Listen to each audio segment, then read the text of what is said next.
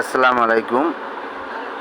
সম্প্রতি সময়ে হাসনাত আবদুল্লাহ নামে যে ভাই যে কথাগুলো বলেছেন আমাদের দেশনায়ক তারেক রহমান এবং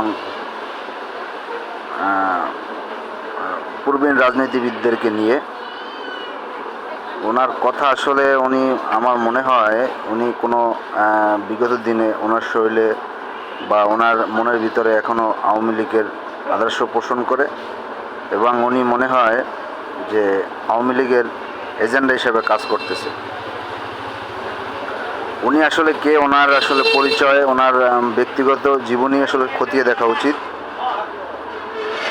আর উনি যেভাবে কথাবার্তা বলে আসলে এগুলো আসলে সহ্য করার মতো নয়। আমি একজন ক্ষুদ্র কর্মী হিসাবে ওনাকে বলবো যে মিঠু মিঠু হেসে যে কথাগুলো বলেছেন, আগে আপনি নিজেকে এই পরিচয়টা ক্লিয়ার করেন। আপনি নিজে কোথা থেকে এসছেন, আপনার আগের পরিচয় কি, আপনার ব্যক্তিগত যে কথাগুলো আপনি মিডিয়ার সামনে প্রকাশ করেছেন, এই বিষয়ে আপনার আরও কিছু বলার আছে কিনা সে বিষয়ে ক্লিয়ার করেন। আপনি আসছেন বিগত 2 থেকে 3 মাস মিডিয়ার সামনে। এর আগে আপনি হাসনাত আবদুল্লাহ আপনাকে কেউ চিনত না।